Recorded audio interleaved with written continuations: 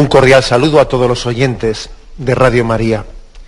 Un día más, con la gracia del Señor, proseguimos el comentario del Catecismo de nuestra Madre la Iglesia. Dentro de la explicación del sacramento de matrimonio, comenzamos hoy un apartado que tiene como título La celebración del matrimonio. Es a partir del punto 1621. Sabéis que los rituales de los sacramentos, los distintos rituales, suelen tener también unas, aparte estrictamente del rito litúrgico en el que se le dice al sacerdote o al celebrante cómo debe de celebrar ese sacramento, también suelen tener como unas pequeñas subsidias en las que se hacen unas introducciones generales, lo que se llama prenotanda, una introducción general en la que se dan unos criterios de explicación del sacramento.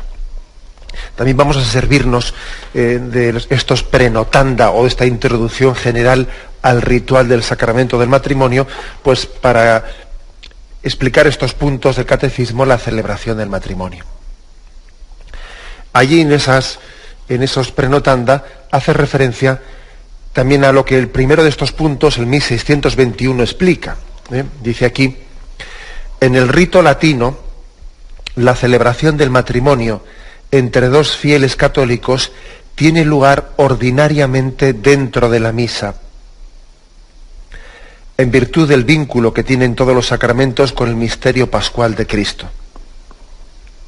Por lo tanto, en sí, el sacramento del matrimonio es un sacramento que puede celebrarse. De hecho, el ritual ofrece la posibilidad de que el sacramento del matrimonio sea celebrado también independientemente, sin estar incluido dentro de la Santa Misa. Ahora bien, aunque se ofrece tal posibilidad, y luego hablaremos un poco de en qué circunstancias, etcétera, aunque se ofrece tal posibilidad, aquí dice este punto del catecismo que el ideal ordinariamente, dice, el ideal, lo propio, lo más adecuado, es que se celebre dentro de la misa. Y da una explicación por el vínculo tan fuerte que une todos los sacramentos con el misterio pascual de Cristo. Todos los sacramentos reciben su razón de ser, reciben su efectividad, reciben su eficacia de la muerte y resurrección de Cristo, de ese misterio pascual que es el que se renueva en la Santa Misa. Me estoy acordando de una capilla de unas religiosas que están allí en San Sebastián, ¿no? Y tienen una vidriera allí en la capilla, muy hermosa, en la que se ve un montículo, el montículo del Monte Calvario.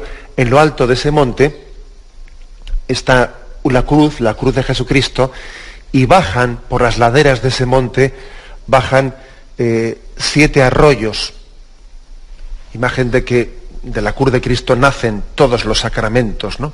Y abajo pues se ve a los siervos bebiendo de ese río que ha sido alimentado de las 7 fuentes, ¿no? de los siete arroyos que nacen de esa cruz de Cristo. Bueno, pues esa imagen, que yo la recuerdo así gráficamente, de esa vidriera, en el fondo es esto mismo que está dicho aquí. Todos los sacramentos tienen un vínculo muy especial con el misterio pascual de Cristo.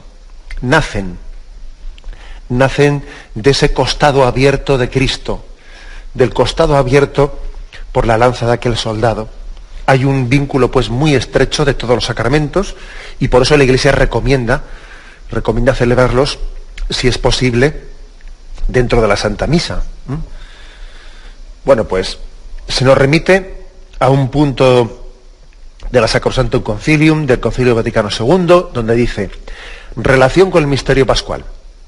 Por tanto, la liturgia de los sacramentos y de los sacramentales hace que en los fieles bien dispuestos casi todos los actos de la vida sean santificados por la gracia divina que emana del misterio pascual de la pasión, muerte y resurrección de Cristo, del cual todos los sacramentos y sacramentales reciben su poder. Y hace también que el uso honesto de las cosas materiales pueda ordenarse a la santificación del hombre y a la alabanza de Dios. Es decir, que si decimos que el bautismo es el sacramento puerta, porque es la puerta que nos abre a los demás sacramentos. Nadie puede recibir un sacramento sin haber recibido previamente el bautismo. El bautismo es ese sacramento puerta. Pues bien, la Eucaristía es el sacramento fuente. Fuente porque de él dimana, de esa pasión y resurrección de Cristo que se actualiza en la celebración de la Eucaristía, de ahí brota como fuente toda la gracia que reciben los demás sacramentos. Por eso se aconseja, ordinariamente, ¿no? Entiende la Iglesia que el sacramento del matrimonio debe de celebrarse integrado en la Eucaristía. Continúa todavía fundamentando un poco más esto, ¿no? En la Eucaristía se realiza el memorial de la nueva alianza, en la que Cristo se unió para siempre a la Iglesia, su esposa amada por la que se entregó. Es la nueva alianza, es decir, el sacramento de la nueva alianza es la Eucaristía. ¿Por qué es tan importante celebrar la boda dentro de la Eucaristía? Pues hombre, porque la Eucaristía es un banquete de bodas. Es un banquete de bodas en el que se celebra la boda de Jesucristo con la Iglesia, que es su esposa. Cuando dice el Evangelio, un rey celebró un banquete de bodas e invitó a los convidados, etcétera, etcétera. ¿A qué se refiere? Pues a la Eucaristía. La Eucaristía es el banquete en el que se está celebrando las bodas, se está celebrando una alianza nupcial. Por eso, ¿qué cosa más conveniente, más adecuada que la celebración de una boda tenga lugar en el entorno de ese banquete, ¿no? Si Jesús asistió al banquete de las bodas de Caná, pues es lógico que los que van a casarse asistan ahora al banquete de Jesucristo. Jesús fue a aquel banquete, ahora vayamos nosotros al suyo. Bueno, pues esa es la imagen hermosa que se utiliza ahí. Se nos remite en este punto del catecismo al Lumen Gentium, punto sexto. Dice: la Iglesia, que es llamada también la Jerusalén de arriba y Madre nuestra, se representa como la inmaculada esposa del Cordero Inmaculado, a la que Cristo amó y se entregó por ella para santificarla. La unió con alianza indisoluble y sin cesar la alimenta y abriga, a la que por fin enriqueció para siempre con tesoros celestiales, para que podamos comprender la caridad de Dios y de Cristo para con nosotros, que supera toda ciencia. Bueno, es una imagen que, como veis, estamos subrayándola mucho, la imagen del desposorio de Cristo con su Iglesia, que se une con ella, y no solo se une, sino que luego la cuida, la embellece, la alimenta, la reconforta, la santifica. No hay cosa más grande que tiene el misterio de esa alianza de Cristo con nosotros, que no se limita a casarse con nosotros, sino que nos viste de gracia. Decíamos en uno de los programas anteriores que ese vestido de novia que suelen utilizar pues las que están, digamos, las novias, ¿no? Las esposas, ese vestido de novia es imagen de cómo Jesucristo nos embellece, nos santifica, nos cubre de santidad, hace de nosotros algo bello, porque Él es bello. El esposo dignifica, santifica. Bueno, esto es, como veis, la imagen. ¿Por qué ahora se explica aquí que tenemos que intentar integrar plenamente, hacer todo lo posible para que el sacramento del matrimonio esté plenamente integrado en la Eucaristía y de ella adquiera todo el sentido? Es pues conveniente, continúa el catecismo, es pues conveniente que los esposos sellen su consentimiento en darse uno al otro mediante la ofrenda de sus propias vidas, uniéndose a la ofrenda de Cristo por la Iglesia, hecha presente en el sacrificio eucarístico, y recibiendo la Eucaristía, para que, comulgando en el mismo cuerpo y en la misma sangre de Cristo, formen un solo cuerpo en Cristo. Otro argumento más, ¿no? Otro argumento más de aquí para por qué celebrar el sacramento del matrimonio dentro de la Santa Misa, para que, comulgando el mismo cuerpo y la misma sangre de Cristo, formen un solo cuerpo en Cristo. Y se nos remite aquí a 1 Corintios 10:17, donde dice: la copa de bendición que bendecimos, ¿no es acaso comunión con la sangre de Cristo? Y el pan que partimos, ¿no es comunión con el cuerpo de Cristo? Porque aun siendo muchos, un solo pan y un solo cuerpo somos, pues todos participamos de un solo pan. ¿Qué quiere decir esto? Pues permitidme una aplicación muy concreta, ¿no? Lo lógico es que dos esposos que están comulgando a Jesucristo, que reciben al mismo Jesucristo, si comulgan bien, si su comunión está bien hecha, lo lógico es que eso les una tremendamente. Si, lo que no tiene sentido es que dos personas que se unen a una tercera, que se funden con Jesucristo, no se estén uniendo entre ellas. Hay una contradicción, ¿no? ¿Sabéis lo que dice ese principio de matemáticas? Dos puntos iguales a un tercero son iguales entre ellos. Digamos, un poco de cajón de madera, como se dice eso, ¿no? Claro, es así, dos puntos iguales a un tercero son iguales entre ellos. Si comulgamos bien, si comulgásemos bien, la comunión sería también la común unión entre nosotros. No es posible que uniéndonos a Jesucristo, luego entre nosotros estemos divididos y separados. O que cada uno hagamos nuestra vida aparte. Si un matrimonio comulga y los dos se unen a Jesucristo, si esa comunión está bien hecha, tiene que tener consecuencias para la convivencia. No las va a tener. De lo contrario, ¿qué es pues la comunión? ¿Que es un acto intimista o qué es eso? Una comunión bien hecha nos une, ¿no? He aquí otro argumento que el catecismo utiliza de por qué comulgar, de por qué celebrar el sacramento del matrimonio, pues en el entorno de la Eucaristía. Y como os podéis imaginar, esto tiene aplicación no solo para el día en que uno se casa, claro. No, claro. Se alimenta con la Eucaristía esa unión entre los esposos.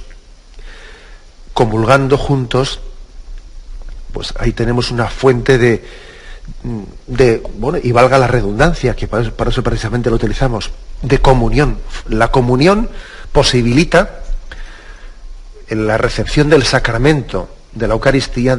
Comulgar posibilita la comunión entre los esposos, ni más ni menos. Es redundante porque, claro, es que etimológicamente tienen la misma raíz. Bien, tenemos un momento de reflexión y continuamos enseguida.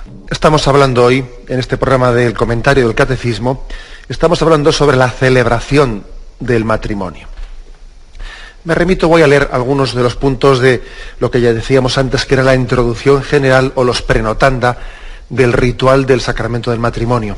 Allí se dice: puesto que el matrimonio se ordena al crecimiento y santificación del pueblo de Dios, su celebración tiene un carácter comunitario, que aconseja también la participación de la comunidad parroquial, por lo menos a través de algunos de sus miembros. Teniendo en cuenta las costumbres de cada lugar, si no hay inconveniente, puede celebrarse varios matrimonios al mismo tiempo, o realizarse la celebración del sacramento de la asamblea dominical. Bueno, menudo punto que acabamos de leer, menudo punto, que pone un poco en crisis muchas concepciones que tenemos. Dice que, en primer lugar, como el sacramento del matrimonio tiene un carácter comunitario, se aconseja también la participación de la comunidad parroquial. ¿Qué ocurre? Que a veces arrastramos mentalidades pues que llevan mucho tiempo afianzadas pues en nuestras tradiciones, en las que parece que una boda es casi como un acto particular, encargado un poco por encargo, ¿no?, de los novios, como si no fuese un acto comunitario, como si no fuese un acto litúrgico de la parroquia, sino que parece que es una boda privada, es un acto privado, y eso no es cierto, eso no es cierto. Una boda tiene que estar abierta en su celebración, tiene que estar abierta a la participación de todos, no puede ser privada, ¿no? O sea, por ejemplo, yo no le permito entrar en mi boda a tal persona, pero bueno, te estarás refiriendo a la comida, ¿no? Porque la celebración no es tuya, esa celebración es de la comunidad cristiana, y por lo tanto nadie es quien para decir quién viene o quién no viene a mi boda. Una boda no es un acto particular de nadie, ¿no? esto tenemos que purificarlo muy mucho, ¿eh?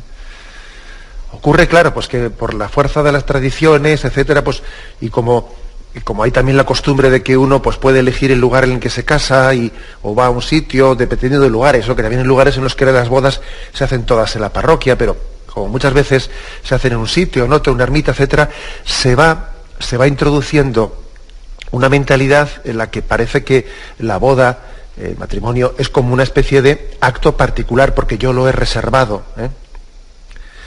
Y eso es equivocado, ¿eh?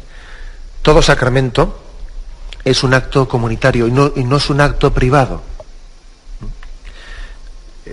Por tanto, fijaros lo que dice aquí: su celebración tiene un carácter comunitario que aconseja también la participación de la comunidad parroquial, por lo menos en algunos de sus miembros. Hombre, pues no va a ir todo el mundo no irá, ¿no? Pero por lo menos sí que esté anunciada y sí que esté invitada a la comunidad parroquial, ¿no? Que esté invitada, luego irán los que puedan, ¿eh?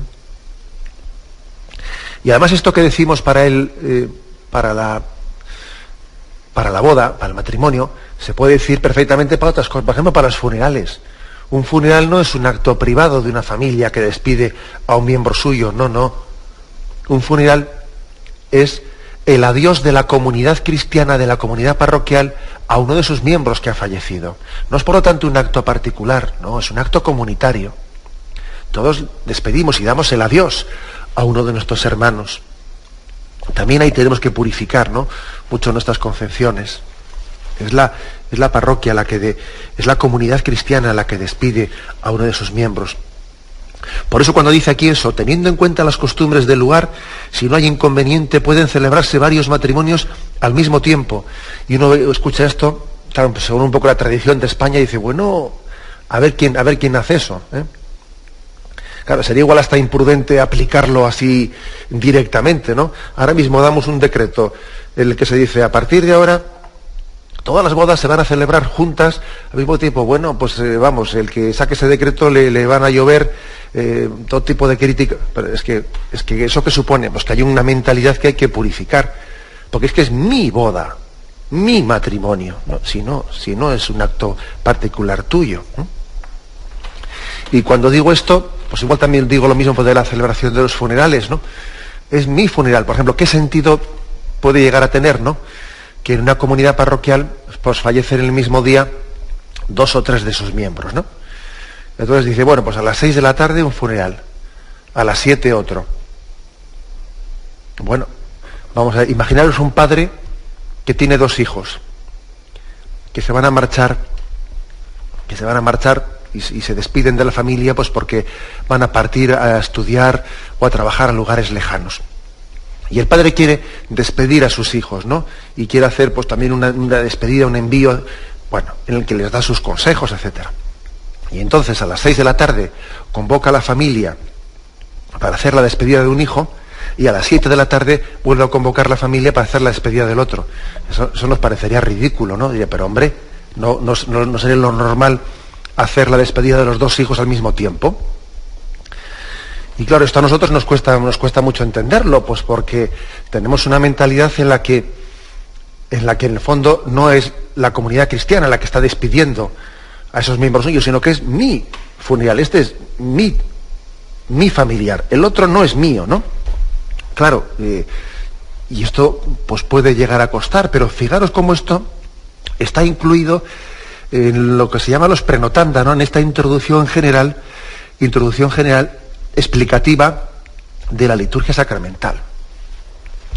Que igual a la hora de aplicarlo, habrá que tener prudencia en los pasos que se dan, porque si de repente esto se aplica a rajatabla, pues igual creamos una crisis de muchas personas que tienen una mentalidad muy poco comunitaria y quizás más se sienten clientes de la Iglesia que miembros vivos de la comunidad cristiana, porque es cierto, puede haber muchas personas que en el fondo tengan una adscripción a la Iglesia más propia de quien es cliente de la Iglesia. Y permitidme esta palabra que ya sé que es un poquito así provocativa, pero cuando digo cliente de la Iglesia es porque también tenemos que reconocer que tenemos muchos miembros en nuestra Iglesia que, aunque sean creyentes, tienen una relación con la Iglesia propia de quien se acerca a pedir un sacramento, ¿no? Y pide un sacramento, lo recibe y se va, y se desconecta de la comunidad. Y pasan unos años y vuelve a pedir el siguiente sacramento, lo recibe, se lo dan y vuelve a desconectarse.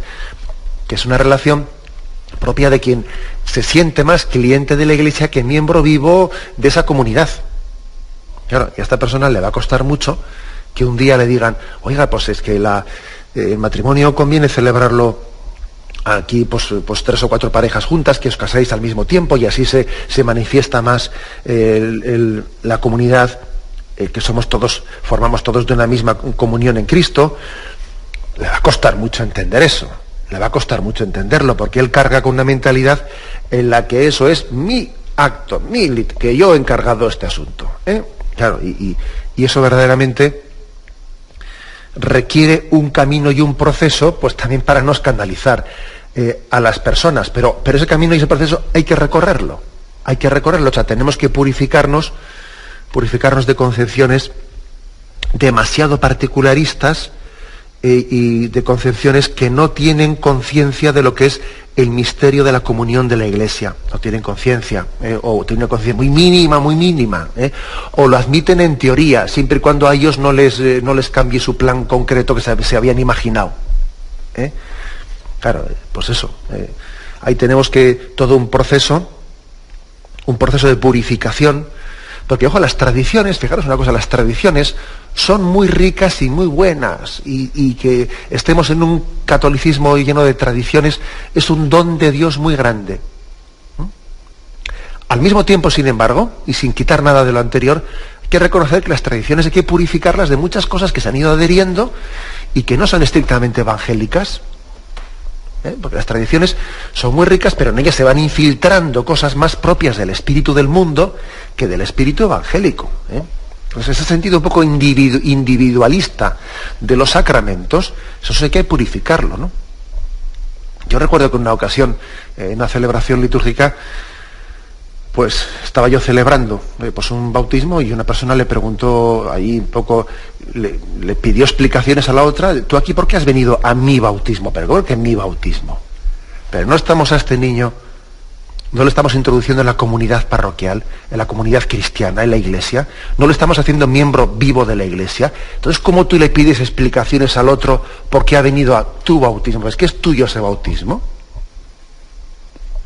Y bueno, y cosas como estas podría poner muchos ejemplos, ¿no? O sea, ahí tiene que haber un proceso de purificación importante en nuestra vida, ¿no? Bueno, pues fijaros en ese aspecto, por lo tanto, que es un reto, es un reto, y claro, la introducción general pues está escrita para toda la Iglesia de Dios. Estoy seguro que habrá lugares de la Iglesia católica en los que leen esto y les cuesta mucho menos que a nosotros, lo ven mucho más normal, porque igual sus tradiciones o la historia concreta de ellos no ha ido adquiriendo una especie de hábitos adquiridos que luego moverlos cuesta un montón. Esto seguro que igual se lee en la Iglesia Católica de Corea, por ejemplo, que es una de las iglesias más florecientes en este momento de la Iglesia Católica de Corea del Sur, uno de los lugares donde más vocaciones existen y donde hay una vida católica, una vida muy fuerte, con unas conversiones anuales de adultos en la Iglesia Católica, pues de las más fuertes del mundo. Esto que acabo de decir ahora mismo, esto de que conviene que los sacramentos se celebren comunitariamente, tal, eso lo lees allí y a ellos les parecerá normalísimo, porque es una comunidad católica que ha ido formándose pues en los últimos años desde esa conversión y en esa especie de frescura de la nueva conversión. Esto se entiende enseguida, sin ningún problema. Ahora, el problema está cuando, aparte de nuestra fe, se han ido adheriendo pues costumbres, hábitos, etcétera, que cuestan un montón después deshacerse o limarse o purificarse, ¿no? Bien, tenemos un momento de reflexión y vamos a continuar enseguida. Continuamos en este programa de la explicación del Catecismo de la Iglesia Católica. Continuamos en estos puntos que se refieren a la celebración del matrimonio. Estamos en el punto 1621 y lo estamos enriqueciendo con también la lectura y el comentario de los prenotanda de la introducción general del ritual del sacramento del matrimonio. Allí también se dice lo siguiente: la misma celebración del sacramento, del matrimonio, claro, se ha de preparar cuidadosamente y en cuanto sea posible con los que van a casarse. El matrimonio se celebrará normalmente dentro de la misa. No obstante, el párroco, atendiendo a las necesidades pastorales como al modo con que participan en la vida de la Iglesia, los novios o los asistentes, juzgará si es mejor proponer la celebración del matrimonio dentro o fuera de la misa. Continúa también. De acuerdo con los mismos novios, si es oportuno, se escogerán las lecturas de la Sagrada Escritura que serán explicadas en la homilía, la fórmula con que expresarán el mutuo consentimiento, los formularios para la bendición de los anillos, para la bendición nupcial, para las intenciones de la plegaria universal y para los cantos. Bueno, fijaros que aquí se le da mucha importancia a la preparación previa, incluso litúrgica, Todavía hay otro tipo de preparaciones, claro, ¿no? Pero la preparación también litúrgica del sacramento del matrimonio. Una preparación al sacramento del matrimonio tiene que tener fundamentalmente, pues yo diría, los siguientes aspectos, ¿no? Una preparación teológica, en la que se explique a los que van a casarse, pues, qué sentido tiene,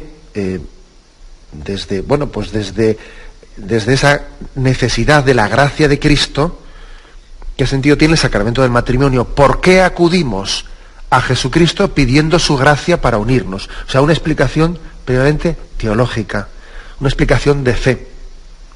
Eso que hemos estado diciendo, porque es que Cristo se unió con su Iglesia como una esposa y necesitamos de la gracia de Cristo, porque sin la gracia de Cristo estamos heridos por el pecado y no sabemos amarnos y perdonarnos y queremos. O sea, necesitamos de Jesucristo.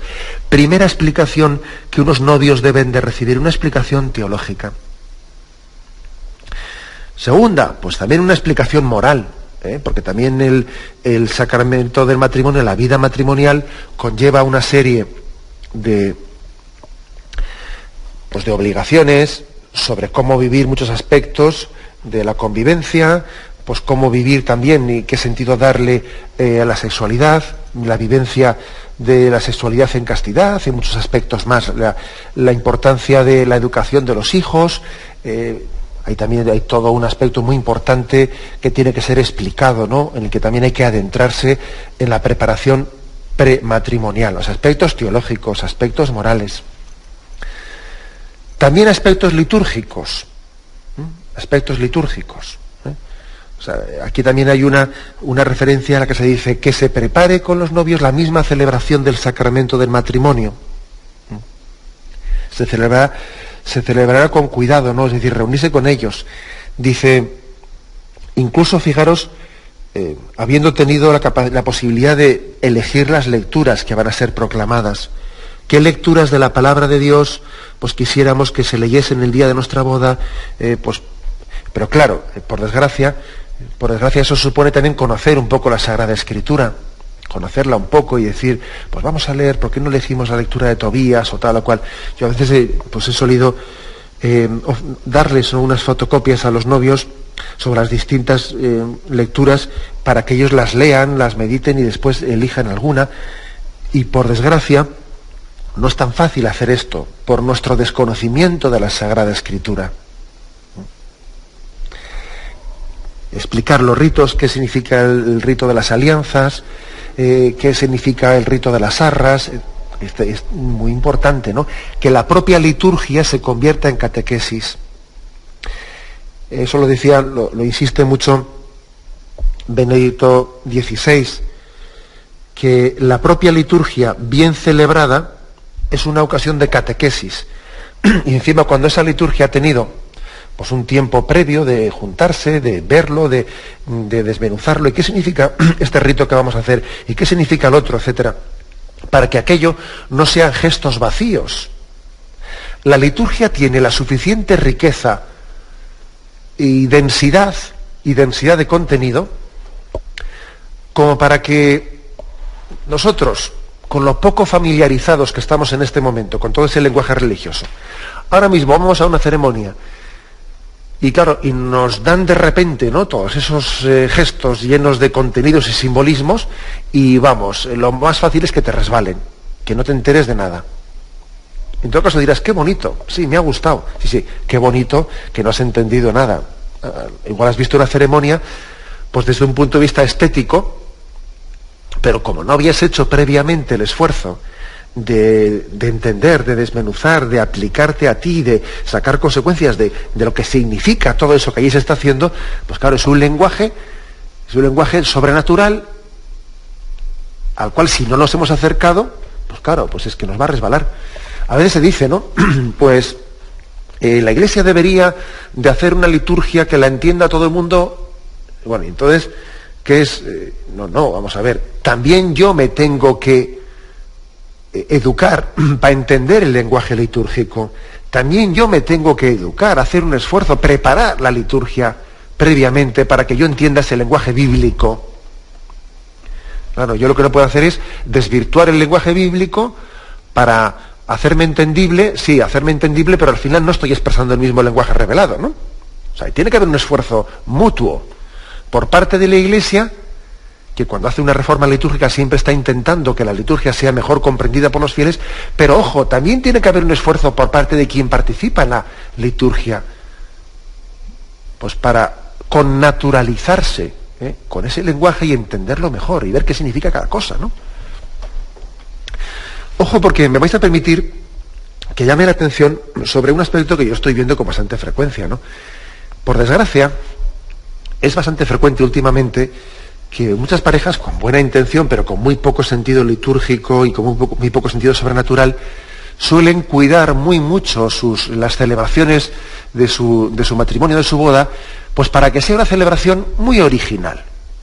Muy original, a ver si lo hacemos de esta forma, de la otra, vamos a intentar dar el campanazo y tal. Todavía hace pocos días, me pasaban a mí una invitación, me hicieron llegar una invitación, no para invitarme a mí, sino para que me enterase un poco de cómo se proceden por ahí las cosas.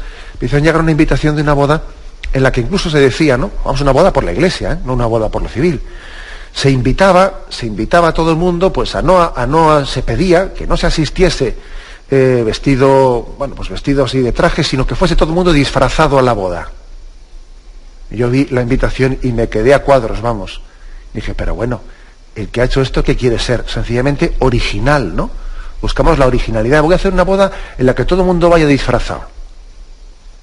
Puede parecer una barbaridad, pero es que eso lo acabo de ver yo hace pocas semanas.